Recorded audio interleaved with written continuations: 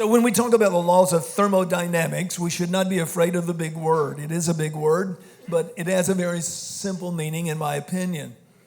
So let's look at how thermodynamics work. Energy is the stuff of which life is made.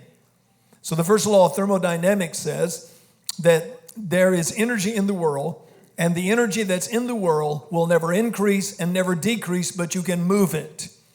You can move it around. You cannot increase it, you cannot decrease it. It was put there, obviously, we believe, by God, our Creator. Thermodynamics, then, is the study of life, the energy of life. So thermodynamics is literally experienced by everybody on the face of the earth, no matter where they are. You're experiencing the energy of life. But then the second law of thermodynamics is the one that comes into play today. All matter works toward greater disorder, not greater order. All matter works toward greater disorder, not greater order. Now let's just look at that simply. Any system left to itself over the course of time will deteriorate unless there is an outside force that is exerted upon that system, thus regaining some form of order. So every system on the earth left to itself will deteriorate, go into a state of disorder, unless there is an outside force that exerts itself on that system and thus brings it back to some form of order. And this is called entropy. Say it out loud. Entropy. What I just described to you is entropy. So one act of disobedience way back in the garden caused the whole process of deterioration on earth for man, for animals, for plants. So everything on earth, Paul said, was affected by that one act of disobedience in the garden. Sin affects everything, and therefore every living thing on the earth is under a curse. Watermelons used to be 3 or 4 times as big as they are. And so were cantaloupes and apples and everything else. Now everything's under a curse. Human beings are under a curse. So we're now living in a world that's fast moving towards greater disorder or greater chaos. And so for all of us, we're affected by the laws of physics, the law of thermodynamics. The system of this world is degenerating, it's deteriorating, it's getting worse and worse. Now, if you don't believe that, just read the law that was just passed last week in the state of Illinois. It's far worse than the abortion law passed in New York, which was about as bad as it gets. And the law passed, supposedly was going to be passed in Virginia, when a baby could be born and you could kill it. The Illinois law is the worst of the worst. And so there is no respect for human life in the womb. A baby in the womb has no constitutional rights according to people who favor abortion. And so we are degenerating, we are deteriorating, and there is more and more chaos, not more and more order. So life left to itself becomes less and less orderly. And there's nothing to stop the process. It gets worse and worse day by day. But then God comes along, and this is what he says. I promise you that into this deteriorating society, in this deteriorating culture of sin, I will send a Savior.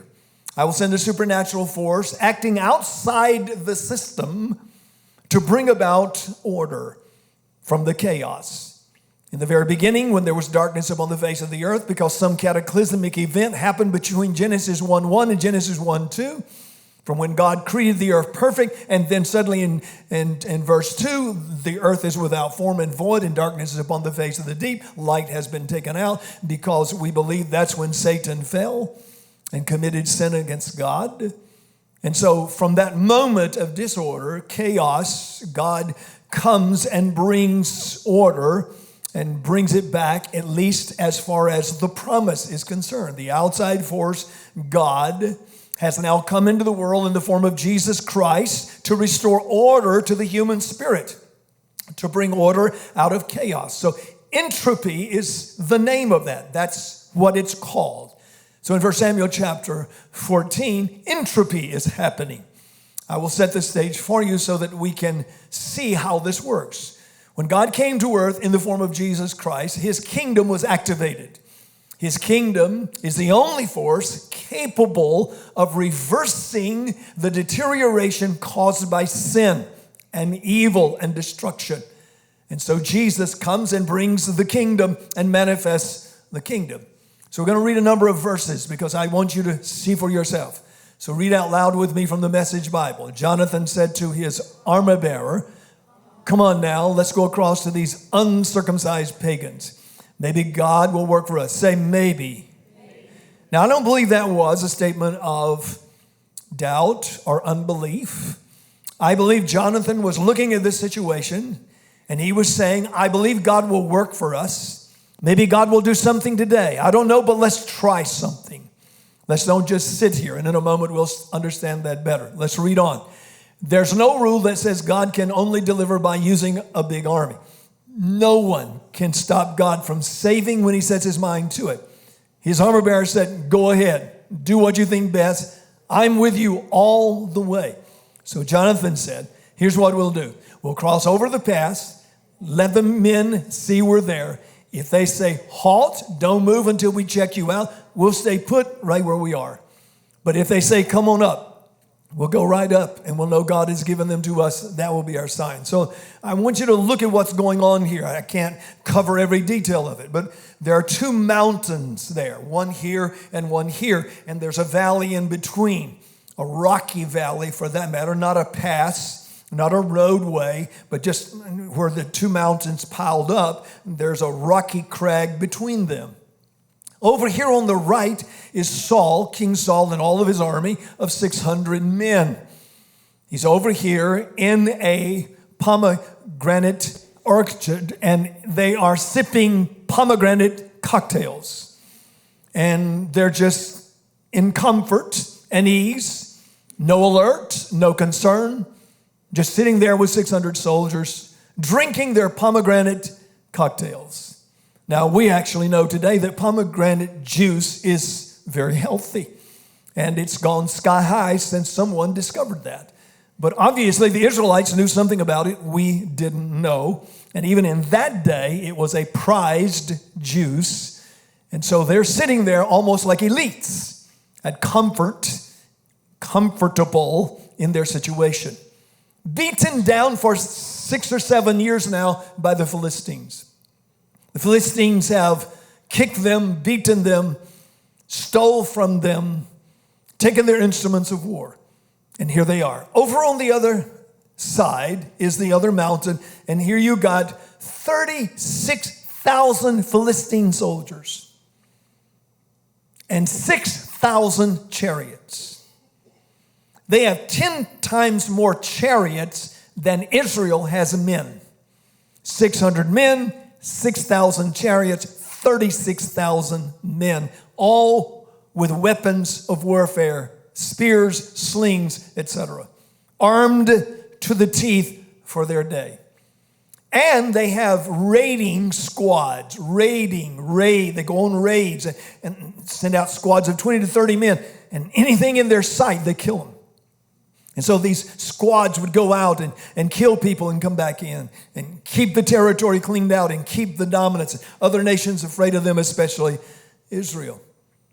So Jonathan gets up one day and he says, I'm sick of pomegranate juice and cocktails, and I'm sick of sitting here, and I'm sick of losing, and I'm sick of giving in to the Philistines, and I'm going to do something today. And he said to his armor bearer, you and I are going to do something. We're going to see if God will help us advance his kingdom. His expectation was not hollow.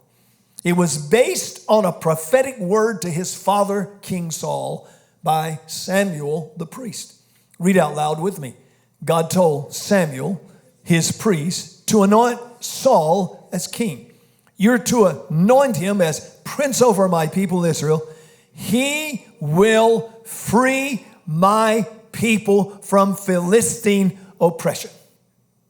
Jonathan knew that prophecy. Probably his father had said it to him. Probably Samuel had discussed it in his presence. but he knew it to be a fact. It was God's word. So on this day, he's not just getting up kind of rambunctious, kind of full of energy and saying, I'm going to go take on the Philistines. No, he's got a word from the Lord. And he says, I'm going to see if God will back up this word today. I'm going to see if this word has teeth and power. Saul is sitting there inactive. You could say he's missing in action because he really is. He's cowering under a pomegranate tree with his 600 men, while the 36,000 Philistines and their 6,000 chariots are over on the other side. In those mountains on both sides, the Israelites, troubled, fearful, are hiding. Read with me. When the Israelites saw that they were outnumbered and in deep trouble, they ran for cover, hiding in caves, pits, ravines, and brambles and cisterns, wherever. So I just want you to get the picture here. Read on with me. This is the pitiful state the nation had fallen into. God said, you will conquer the Philistines. But right now they're conquered by the Philistines, so something's not right. Here's what God's word says. Here's the circumstance. Totally the opposite. You will conquer the Philistines, but you have been conquered, Saul. Something is not right about this picture. So read with me. There wasn't a blacksmith to be found anywhere in Israel. So when the battle of Michmash, which is the area where they was joined, there wasn't a sword or spear to be found in Israel except for Saul and his son Jonathan. I just want you to see the picture. 2 spears. No slings to throw rocks. No spears for their soldiers. No blacksmiths. All have been taken into captivity by the Philistines. Even to sharpen one of their hoes or their axes in order to plant crops, in order to harvest, they had to go over to the Philistines and beg one of their blacksmiths to sharpen those tools. Those were the only tools they were allowed to have. They were allowed to have no other tools. That was it. And so not only are they defeated, they're humiliated. There is no sign of victory, period, none. And here is Saul sitting drinking pomegranate juice while Jonathan is about to launch an attack. Saul watched things happen. Jonathan made things happen. I don't know about you, but I like to be where something's going on. I like to be where activity is. So Jonathan said, I can't sit here. I'm going to see if God will give me a divine opportunity. And he said to his armor bearer, who has no spear, no sling, want to go with me? He said, I'm with you. Whatever you want to do. Saul's playing it safe, living in a comfort zone. But you see, when you move out in faith, here's what you can always count on. If you move out trusting God, God will guide you. If you move out trusting God, God will show up. Divine opportunities come when we get up and act. So divine opportunities require that we not be observers of life, but livers of life. I'm not here to observe. I'm not here to pick up the trash at the park. I'm here to create the parks, build the parks. I want to be active. So divine opportunities require that I live my life. You have to live intentionally. You have to live on purpose. You should never complain about what you permit if you are doing nothing to change it. Don't ever complain about what you permit unless you're doing something to change it. There are 2 forces of energy in the world. One is positive, one is negative. Let's read together from 1 Peter 5:8. Be well balanced and always alert because your enemy, the devil, roams around incessantly like a roaring lion, looking for its prey to, say, devour. Okay, so the enemy is roaming around on the earth, and he's looking for people to devour. Now, who's he looking for? He's looking for the weak, the hurting. He's looking for the oppressed, the depressed. He's looking for the disappointed. He's looking for the discouraged. He's looking for the people who've made bad choices, the wrong choices. He's looking for people who've given up on themselves. He's looking for people who don't see their self-worth, their self-esteem. He's looking for those people. And he just rushes in to crush them while they're down. Like Tiffany. He rushed in to crush her while those thoughts were hitting her mind of taking her life. So the devil is roaming to do what? Say it out loud. You look at someone and say, the enemy wants to devour you. But now let's read another verse. 2 Chronicles chapter 16, verse 9. Everybody read it out loud. God is always on the alert, constantly on the lookout for people who are totally committed to him. Now listen to me. When am I totally committed to God? When I'm totally worshiping him and trusting him with all of my heart. I'm totally committed to God at that moment. I'm sold out to God at that moment. So what is God doing? While the enemy is roaming around to devour, God is roaming around to empower. So the Bible is written to give us examples of living power. Old Testament and New, God said, look, let me show you how I do this thing through you. Let me show you how I empower you. So read on with me, please. Then they yelled down to Jonathan and his armor. These are the Philistines. They're yelling down to Jonathan and his armor bearer. They poke their heads out. Jonathan and his armor bearer poke their heads out. Let the enemy see them. Remember, they have spears. They have slings. But they're down at the bottom, so they're not afraid. Hey, guys. And when they saw them, here's what the enemy said. Come on up here. We got a thing or two to show you. And Jonathan is like, whoa. We got him. Up, follow me. God has turned them over to us. And so what does he do? He does not jump out from behind the bush and rush up the mountain. He climbs up on his hands and knees, stealthily, so that he's not seen by the enemy. His armor bearer is on his hands and knees, climbing up right behind him. They're climbing up right to where the Philistines are. And without the Philistines even knowing they're close or what's going on, they jump up, and Jonathan takes his spear and rams it through a Philistine, pulls it out, rams it through another, and his armor bearer is right behind him, and his armor bearer doesn't have any weapon of war, and so he picks up a rock and crushes the guy's head. And they kill 20 Philistine soldiers, an entire raiding band of killers. 20 of them die. That set off an upheaval because when they're ramming these spears in and crushing their heads, these 20 Philistines are dying one right after the other, and they're screaming, they're yelling. A tumult hits the camp. Panic is everywhere. There is a tremendous upheaval. People are scared to death, soldiers, fearful. And at the same time, God says, okay, Jonathan, I'm going to give you a little help, boy. I'm going to shake the mountain. And he shook the mountain. Now, baby, if you're on a mountain, it begins to shake. That's a little bit serious, you know. I mean, the feet are moving as the earth moves. The ground shuddered, the Bible said. Oh, because Jonathan rose up from the attack of the enemy and said, I'm not staying back here. I'm not putting up with this any longer. My father's sitting over there drinking his pomegranate cocktail. His soldiers are over there just taking a sun bath. Come on, I got to do something. I'm sick of this. I'm tired of this. We're not supposed to be living like this. We are the people of the living God. We're not supposed to be putting up with this garbage and this junk. And so word reaches Saul, one of his lookout men, because they had lookout men stationed in the mountain. He said, look, something's going on in the camp of the Philistines. There's a panic over there. These guys are running around. They're screaming. They're yelling. Something is happening. And Saul said, quick, number them in. Who's missing? And they came back and said, Saul, your son, Jonathan, his armor bearer are missing. And so he calls the priest.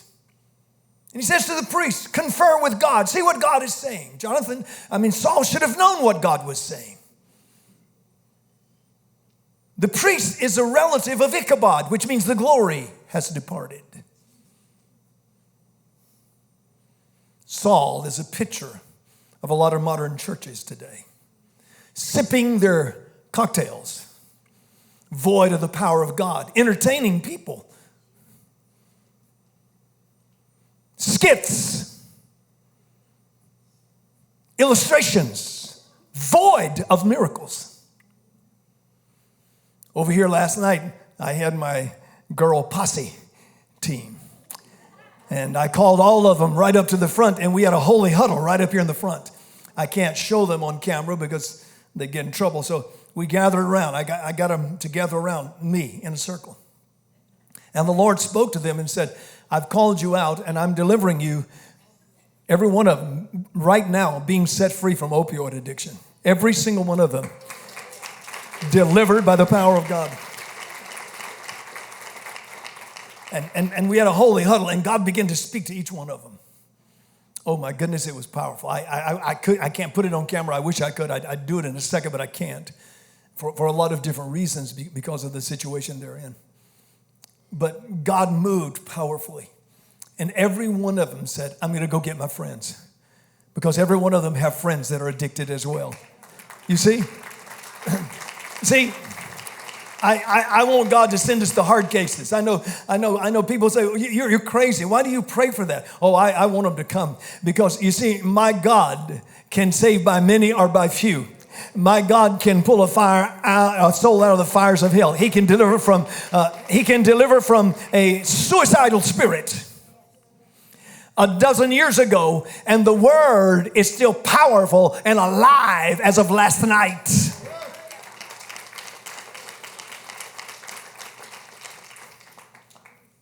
And so Ichabod can't get any word from God, and Saul says, fiddle with you, let's go.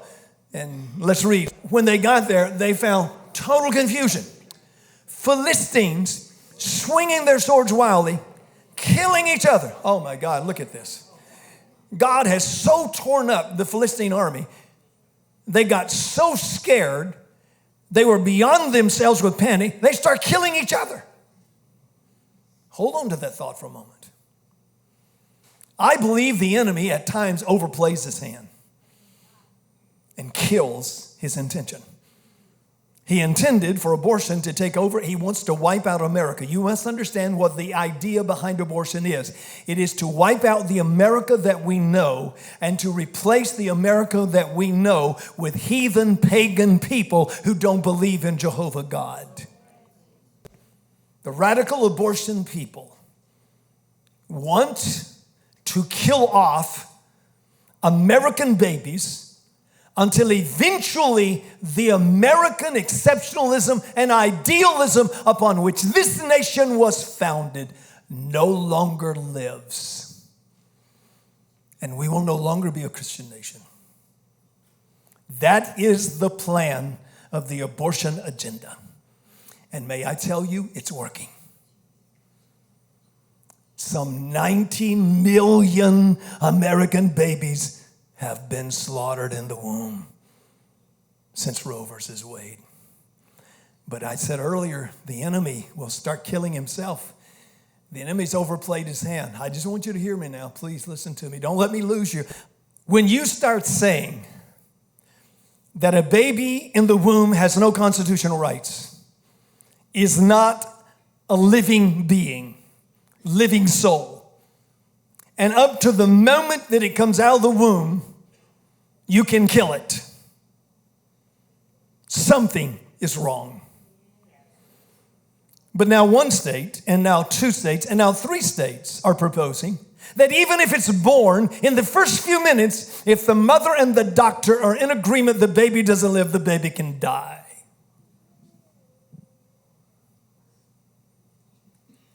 I think the enemy overplayed his hand. And I'll show you why. Read with me. Hebrews, come on. Hebrews, who had earlier defected to the Philistine camp, came back. When all the Israelites who had been hiding out in the backwoods of Ephraim heard that the Philistines were running for their lives, they came out and joined the chase.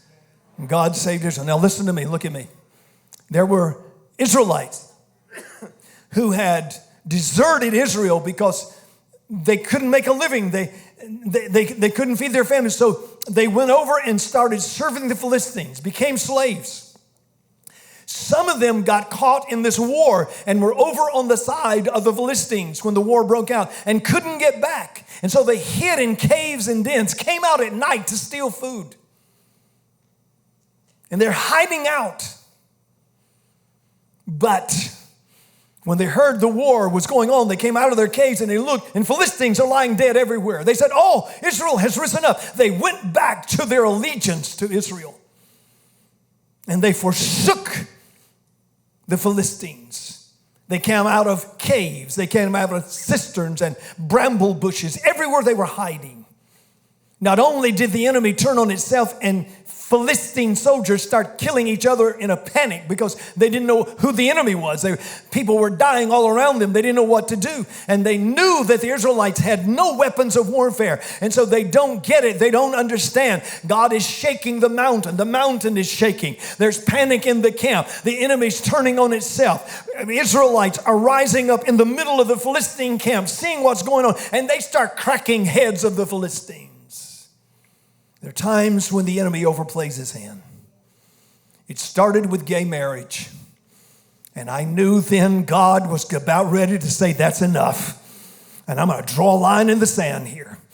And a line has been drawn. Now you watch what I'm telling you. In the next couple of 3 years, maybe 4 years, you're going to be seeing people come out of the woodwork.